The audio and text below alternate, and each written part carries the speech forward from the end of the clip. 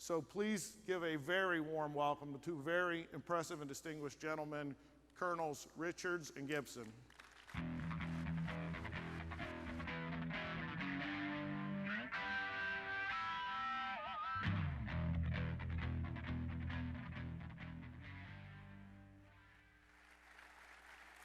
Thanks, everybody. I try to tell Ken to set the bar low. That way we can come in above it. But when you kind of set the bar high, hopefully we can kind of at least meet it. I want to thank Rob and Dottie for having Hise and I here today. It's a pleasure to join you for just a little bit of time.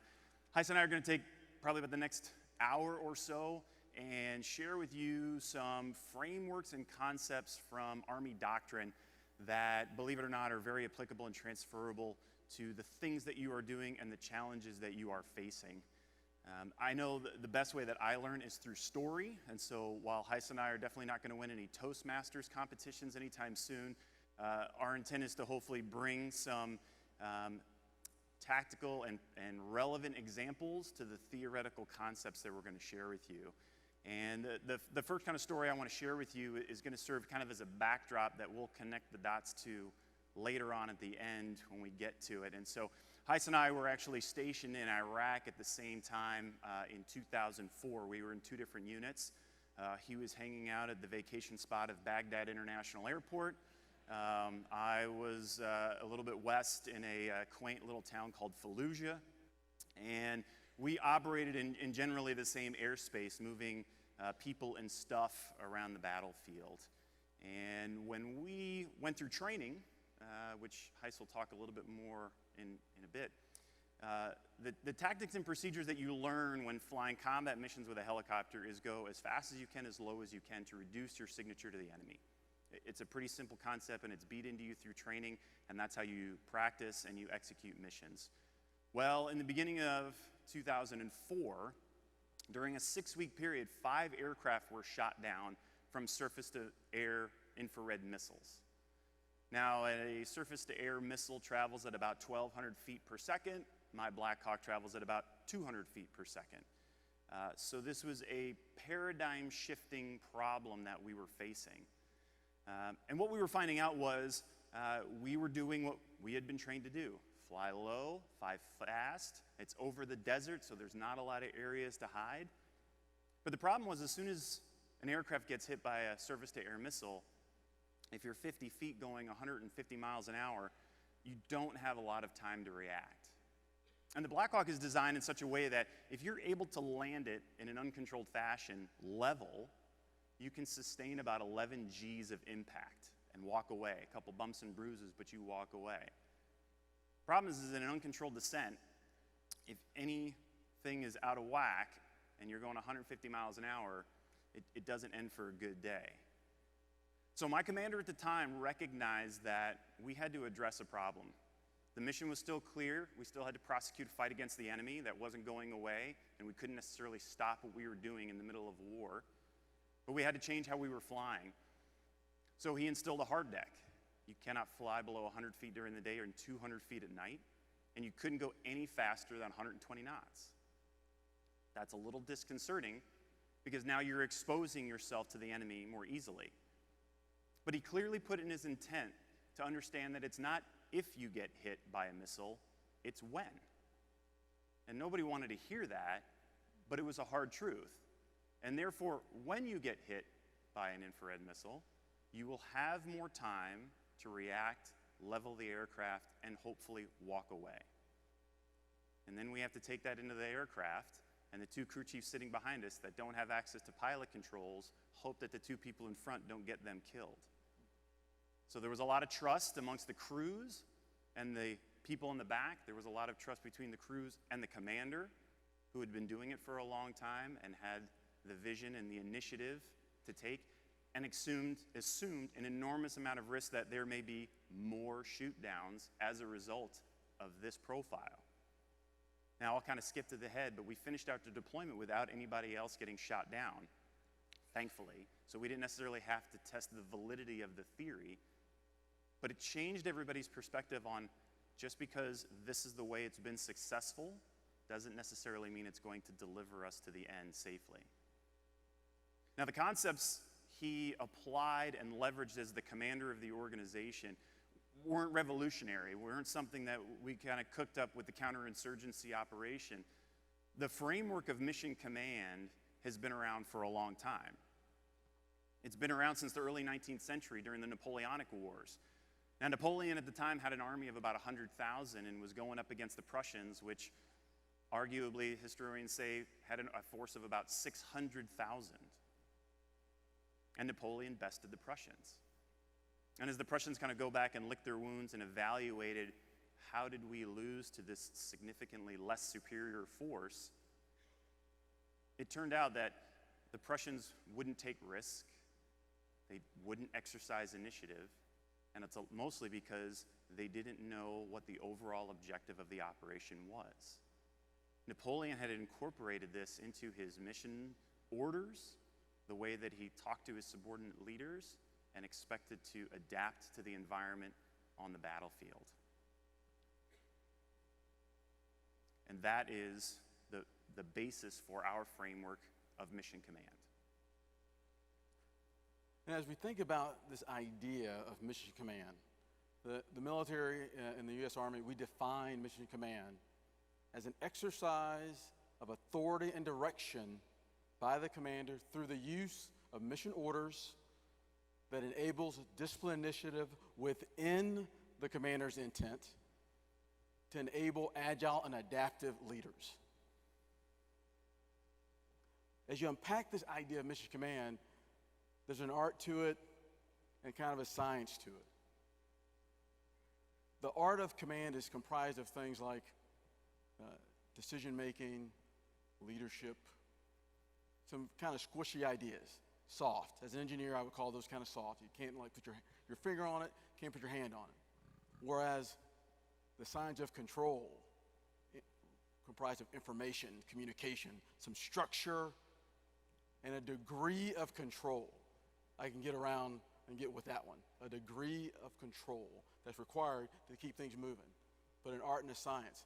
And as leaders within an organization, we a lot of times fall into almost a trap of focusing on the science of control. Because you can put your thumb on it, you can micromanage it, you can get things done. The reality, though, unfortunately, as we all know, is that is unsustainable. You cannot continue to do that because you will burn yourself out, thus degrading and decreasing the value of your organization and not meeting the end state of your individual commander or leader. So you got to have the art to maintain your own balance. So as we think about mission command, how do we do this?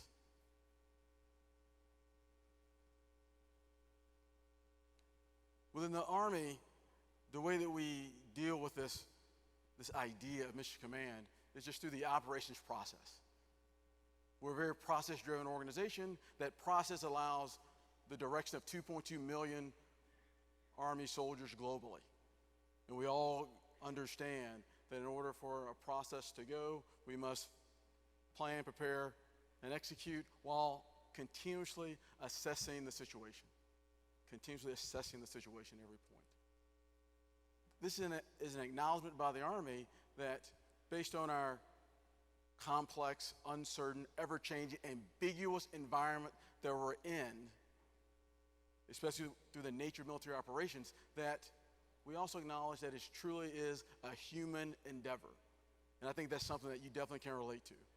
That no matter how technical your individual place within an organization is, without the humans and your teammates, team members, subordinates, nothing really gets done. And so it's up to you as the leader to understand where you are and where the organization wants to go. Which means for us within the Army, at every level, there's a commander. But what is a commander? So Rob just talked, he is a commander by nature of position and authority. Ken, who introduced us to, is a commander by the nature of position and authority.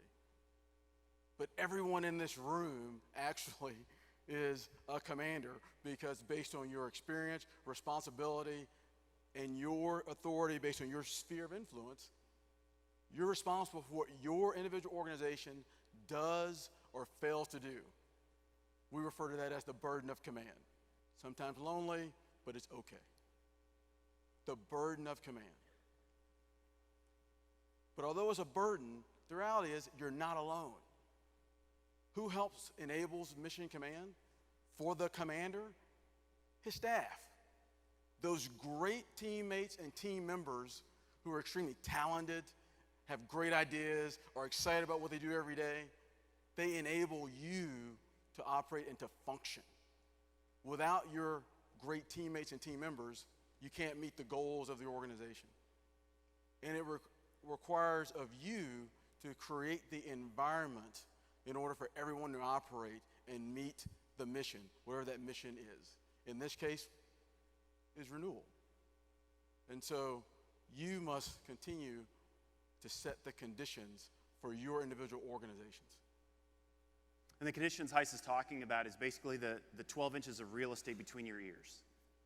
And this is a very challenging piece because it is incumbent upon you as the commander to what we call understand, visualize, describe, direct what's going on. And very simply that, right? If you're able to orchestrate and understand what's going on in your mind and then figure out what the mission is, you're able to actually get a better result. So understanding the operational environment. When we refer to the operational environment, we're talking not just the physical landscape or the composition of the enemy, but what are the political ramifications, economic, social? What are all of these different things that are going to influence my ability to accomplish the mission? Once I, as the commander, have a clear understanding of the operational environment, I now need to sit and deliberately think about and visualize what does success look like. The challenge is it's not always tangible, right? It's not like kind of the over-the-horizon piece or the we haven't created this or done this before, therefore how can I describe something that doesn't necessarily exist? And yet it's incumbent upon the leaders to sit and describe what does success look like. And when they describe it, there's multiple mediums and methodologies, but ensuring that everybody is clear and aligned so that nobody's trying to be a mind reader of the boss. And then ultimately directing resources, whether it's economic or whether it's people, reprioritizing things from one side to the other depending on how things change. And throughout all four of these pieces, it comes back to the assess element, right? What we call in the Army, the enemy gets a vote. It doesn't matter how much I understand, visualize, describe, and direct, as soon as I cross the line of departure or I take my Black Hawk and leave friendly area, the enemy gets a vote. And things change. And I need to now continually assess, how has the operational environment changed? How does success look? Is it the same or different? Making sure I communicate the changes and directing different assets. And overarching throughout all of that, obviously, is the requirement to lead. In the military, we talk about leadership is the necessity to provide purpose, direction, and motivation.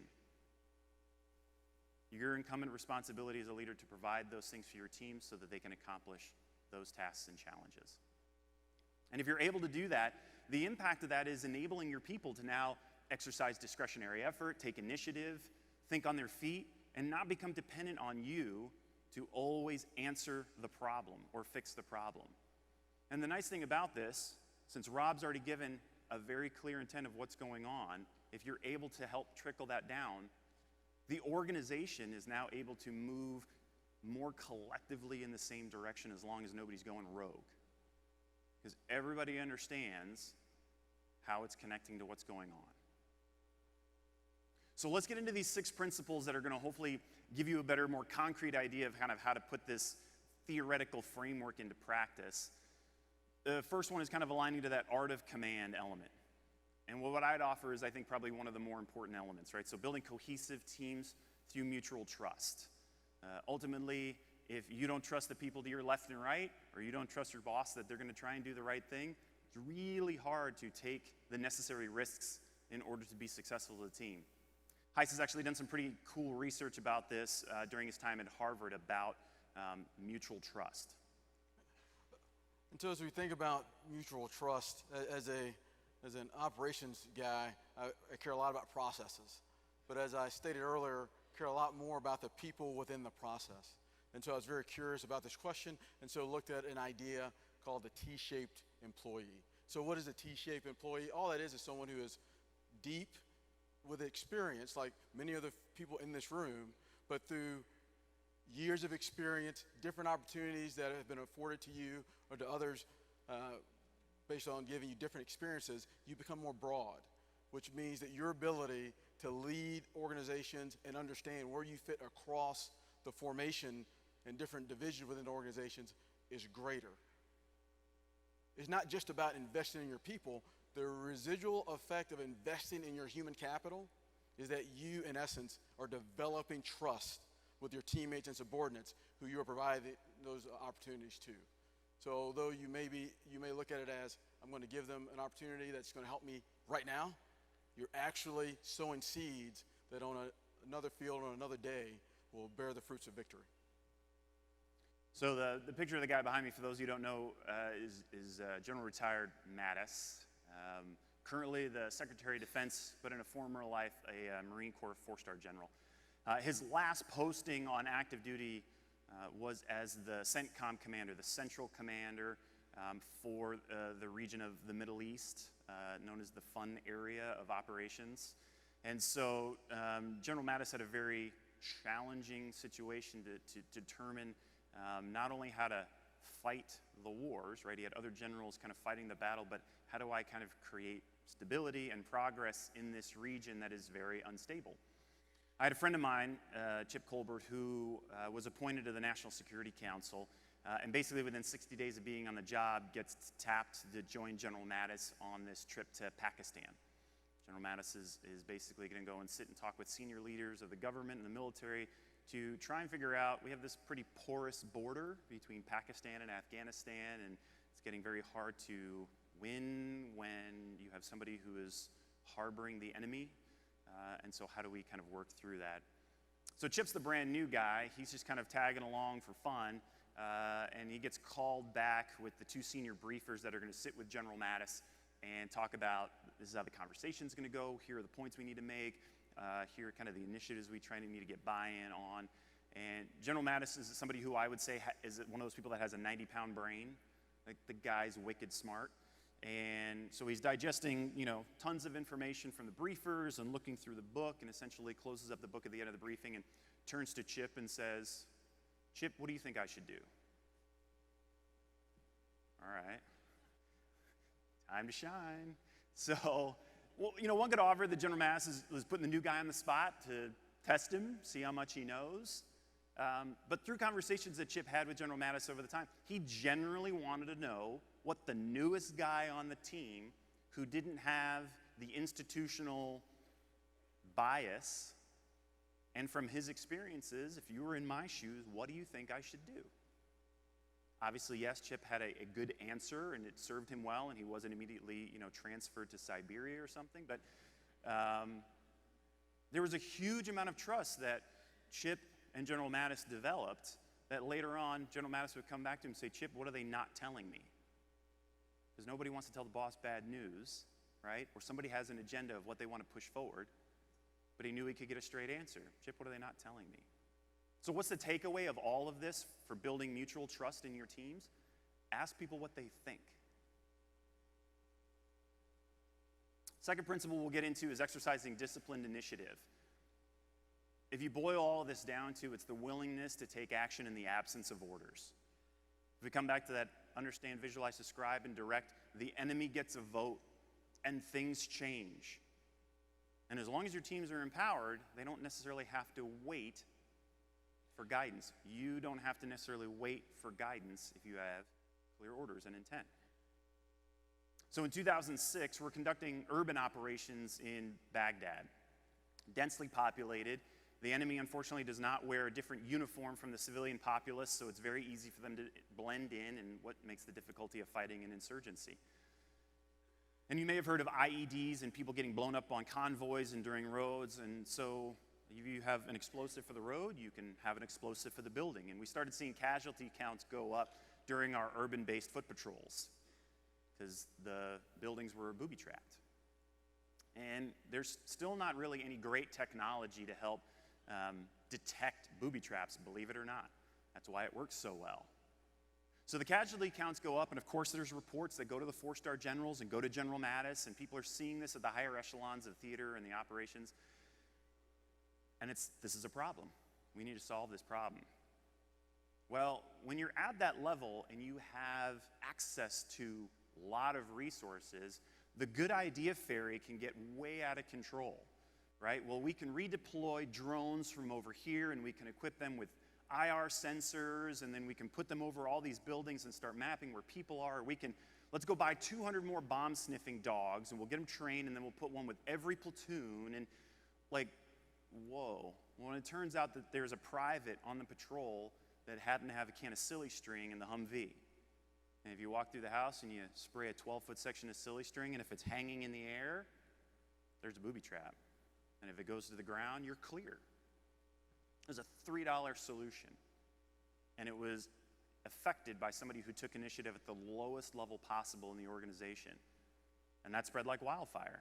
Well, that's better than a couple $1 million drone or 200 new bomb-sniffing dogs. Let's buy a couple cases of silly string and off to the races. So what's the takeaway from this aspect? The 80% plan executed now is better than the 100% plan executed too late.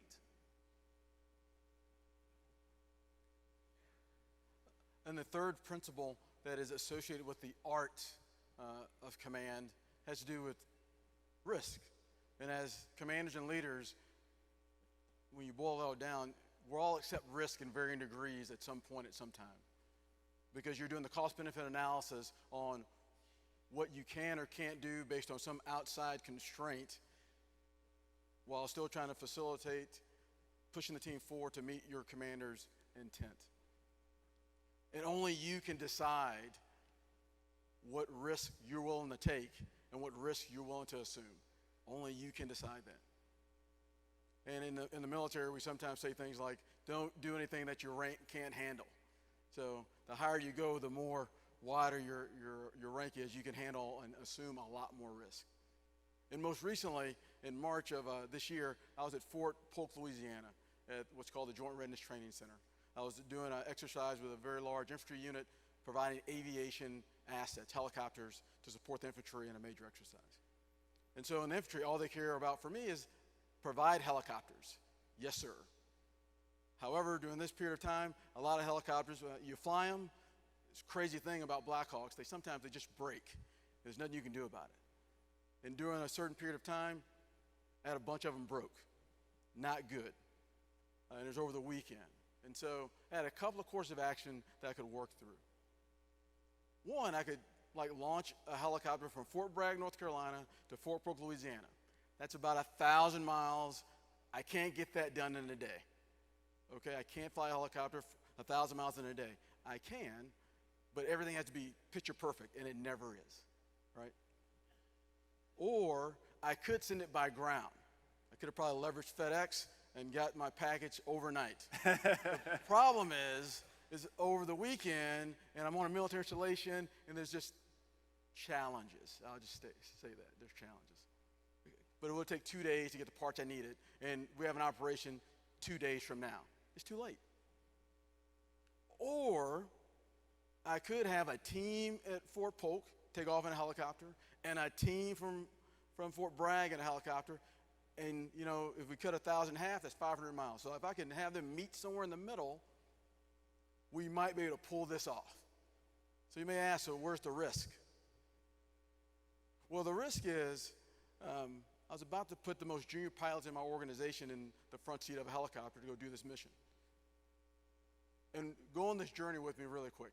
I know that most people here have a driver's license. So Mark and I went through flight school about the same time. And going to flight school is like getting your learner's permit. Instead of taking a couple of months, it takes 18 months. And when you leave flight school and go to your unit, you got your learner's permit, but you're flying with your parents. Your parents are the warrant officers. Warrant officers in the Army are professional pilots. They are the experts in that airframe. And they're training you to finally reach a level to where you get the keys to the car. And I think all of us who have driver's licenses remember the moment when your parents gave you the keys to the car and said, go ahead, you got it. But it takes a little bit longer than 2 months to get the keys to the car. So I was about to give the keys to the car, and this car's $16 million, and if the car, it didn't hit a tree, if it falls from 1,000 feet, bad things happen. I was about to give the keys to the car to the most junior pilots in my organization, 2 lieutenants.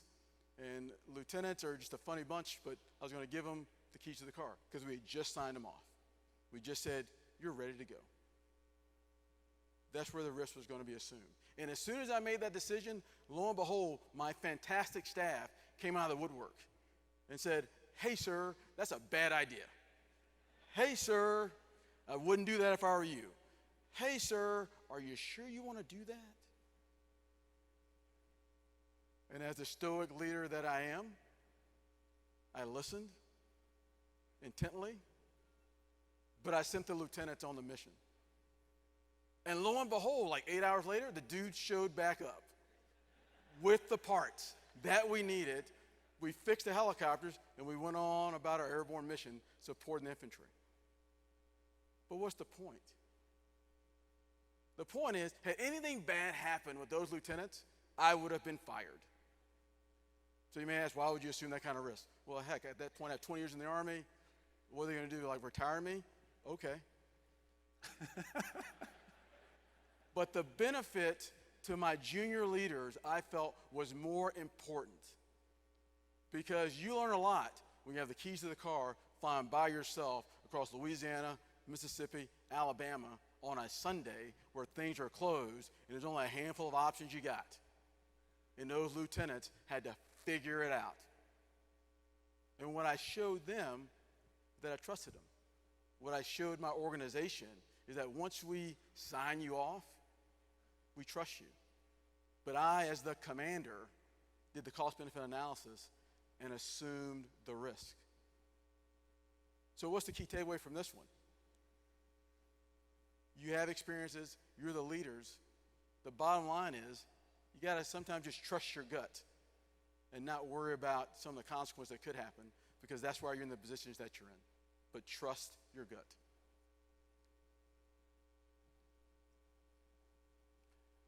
Now we're going to bleed into the first principle that aligns with the science of control. I really like the science of control because I can really get behind it. It's very tangible. And it goes back to how we communicated what mission command is. The commander leverages mission orders in order to facilitate some outcome and some result. Mission orders can be written, it could be email, it could be verbal, it could be over a radio, smoke signals, it could be a lot of different things. As long as you get your point across, that's all a mission order is. And within the Army, we use a 5-paragraph format. All that is a framework that all of us understand. So again, we're a 2.2 million person organization, and everyone within the organization understands what an operations order is. Sorry to use military jargon. An operation order is, and what the components are, and where they should pull from. And I have another Fort Polk example. There's a theme here. I spent a lot of time at Fort Polk, Louisiana during my last year in command in the 82nd. A lot of time training. In this particular time, I was training with another large infantry unit doing war games at Fort Polk, Louisiana as they get ready for their Iraq deployment. The commander had 7,000 people that he was in charge of, and then some disparate folks like myself who weren't part of his organic formation. And he had to communicate with all of his commanders what he wanted. He had to communicate what he wanted, but he couldn't tell us how. Because as a pilot, you can't tell me how to use helicopters because I'm like the expert. It's like, no, just tell him what you want and we'll figure it out. But that's what he did. The technique he leveraged within mission orders was he wrote his commander's vision masterfully. 10 sentences. So within 10 sentences, he was able to communicate across 8 separate battalion commanders. So we're in charge of about 500 to 800 folks. We're completely different, but he was able to communicate in a way to synchronize this very large organization to move in a direction to find, fix, and engage the enemy at a time of his choosing. Now, could he tell us everything he wanted in there? Well, no, because we're like, we all got 20 years in the Army. So we have to pull out the implied things, what's not said, and talk to each other about what did he really mean, and leverage our expertise to meet his overall intent. Only 10 sentences. Mission order. The key is he told all of us how, but not, he told us what he wanted us to do, but he actually didn't tell us how he wanted us to do it. And he followed up constantly with back briefs and confirmation briefs. And he would look the commanders in the face and say, what did I just say to you? What do I mean? What is your plan? So that he could clearly ensure that he leveled the bubbles across the organization. So as you think about the idea of this first principle that aligns with the science of control, I encourage you to think about within your own organizations, tell your people exactly what you want to the best of your ability, but try to step back from telling them how to do it, because your teammates will always surprise you. So with that framework of mission orders that Hise is talking about, we can go to an organization in Germany or Washington State. Everybody's going to use this framework of mission orders. And it's done from everything from we're going to run a rifle range to we're going to invade a country. The mission orders are universal construct to make sure everybody knows what's going on and where to find information. But within that, and everything from, again, the small to the big, is the commander's intent. Now, ironically, I think the card that Rob went over, you saw mission orders and commander's intent all on that card, very clearly. And essentially, let's boil down commander's intent to a very simple framework: purpose, key tasks, and end state. A leader has a responsibility to ensure people understand why what they're doing is important and how it connects to the larger vision and mission of the organization. What are the 2 to 4 critical things that have to be done? And what does success look like, right? Coming back to that visualized piece, what's the end state? How do we know we will have achieved success? A couple examples to kind of drive this home. We'll do one from way back, right? So June 6, 1944 is D-Day, Operation Overlord. If you haven't seen the miniseries Band of Brothers, you must purchase it and watch it. It is fantastic. Or you can read the book by Stephen Ambrose. It's just as good. But essentially, the airborne is going to jump in at night behind enemy lines and then move to these German artillery positions overlooking the water, neutralize them so that the amphibious landings can happen on the beaches of Normandy the following morning. And so everybody was briefed on the mission. Everybody understood what the intent of the operation was, and they took off. And then we're met with huge enemy resistance, and aircraft get blown up. Other aircraft don't want to fly anymore, so they just kick their people out over the wrong drop zone, and everybody is spread all over the place in the wrong, drop zones all over France. Everybody knew what the mission was. Everybody was clear on the intent. They gathered together, and whoever was senior, you are now the commander. Even if you're a private or a sergeant, you're the commander, and move to where you need to be to execute the mission. More current day example, and it's kind of ironic given Hurricane Harvey and Irma. Hurricane Katrina happened in 2005, and for those of you who don't recall, FEMA got overwhelmed. They could not handle the response, and essentially the Army was called up to basically take over. And what happened was the 82nd Airborne Division got about a 24-hour notice to launch 10 Blackhawks into New Orleans International Airport. So we had to send a third of our group home to go pack and get some sleep, and the other contingent of us stayed back to plan and get aircraft ready. And the commander had very clear guidance. We have to deploy by 9 o'clock tomorrow morning with 10 helicopters to support relief operations. Pretty clear mission and purpose of why it's important.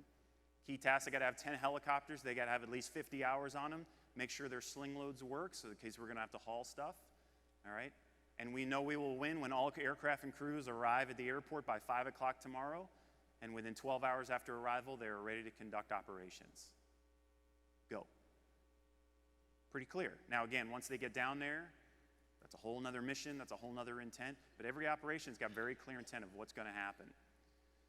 There's a measure in aviation that I think kind of rings true from an analogy, this is a standpoint. So when we plan our flight operations, from a Black Hawk community, we ensure that we deliver people time on target plus or minus 30 seconds, plus or minus 50 meters.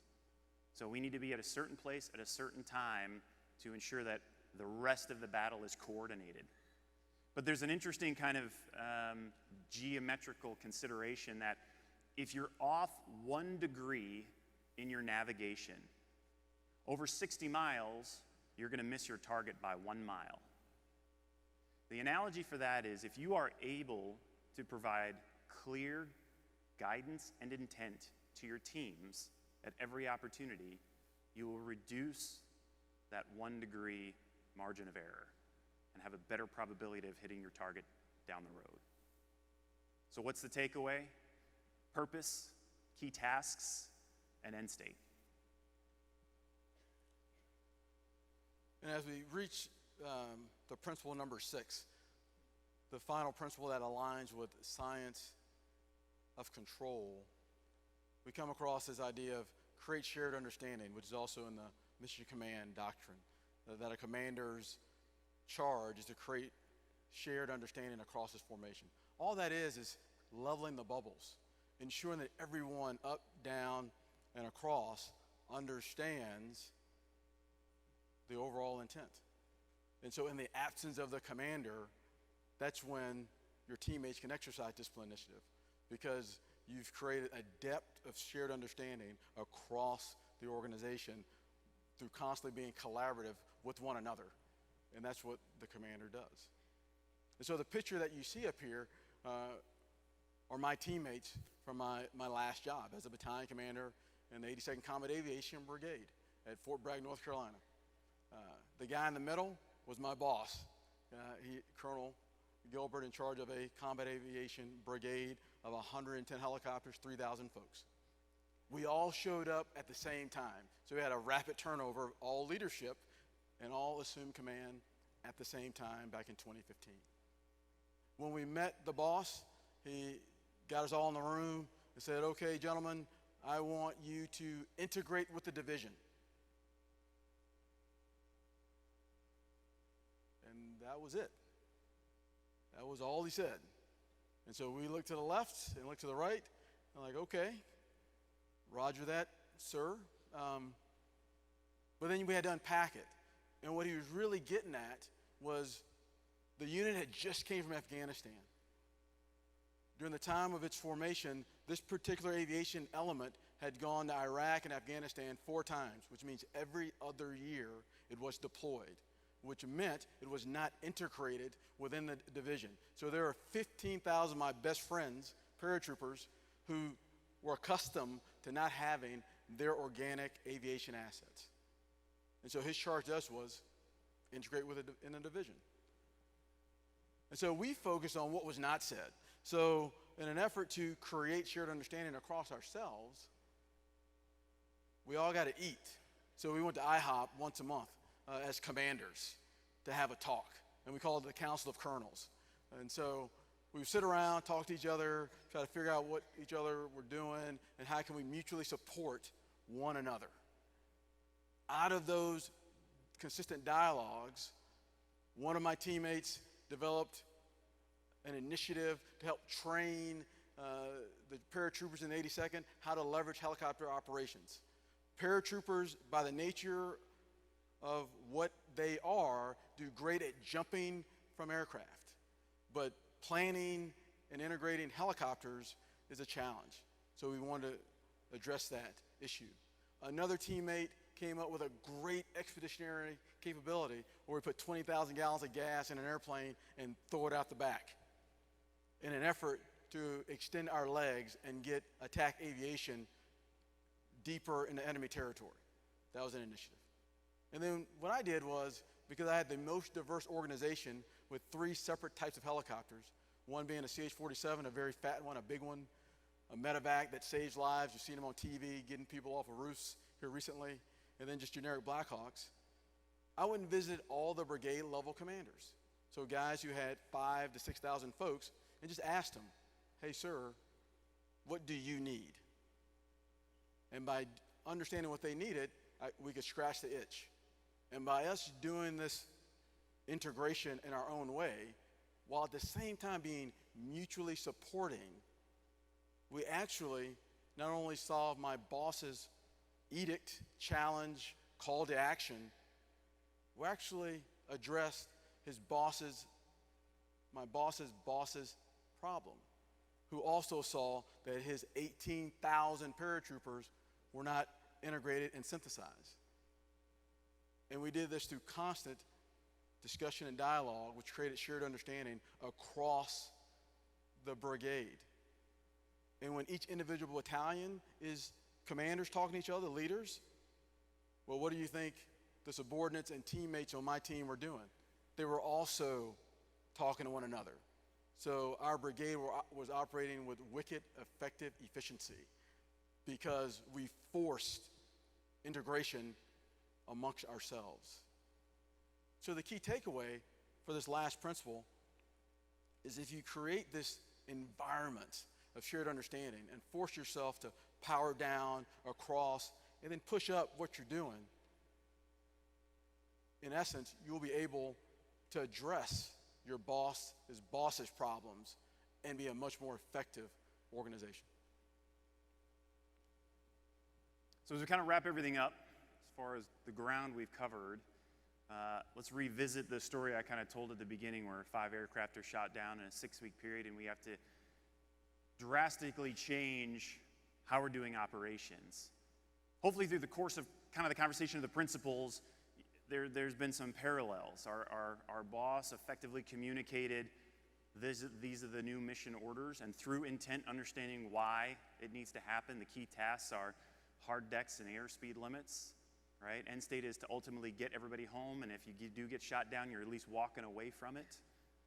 An enormous amount of trust between those in the aircraft executing it and not, going rogue and doing their own intent, and trust that the boss has got the right thing in mind for, who's in the aircraft doing the mission. Taking initiative, nobody's telling him to kind of construct this new reality, but it's inevitable and necessary. And so this is you, because when ISAM's done, you're going to parachute back into your world, your organizations, and you're going to be hit in the face with the daily crisis management that's inevitable, right? The constant day-to-day firefighting that happens.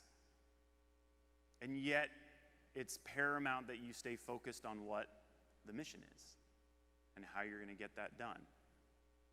And so you have to be mindful of balancing that art of command, those squishy, hard things, and the science of control to be able to ultimately succeed in your mission. So work on building that mutual trust. Ask your people what they think.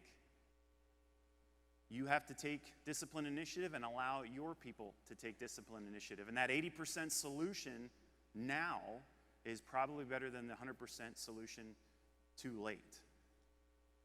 Accepting prudent risk kind of goes along with that. So trust your gut. You have the experiences and knowledge. That's why the leaders have entrusted you to be in the roles you're in now. Leverage mission orders to ensure people are clear on what needs to get done, and then get out of the way so that they can do it how, so they can focus on that. Provide clear intent. What is the purpose, the key tasks, and the end state, so that people are empowered to get the mission done. And ultimately help create shared understanding. Collaborate as best you can with those on your left and right. It sends a powerful message down below that ultimately will help you execute renewal. Thanks a lot for your time today. We really appreciate it.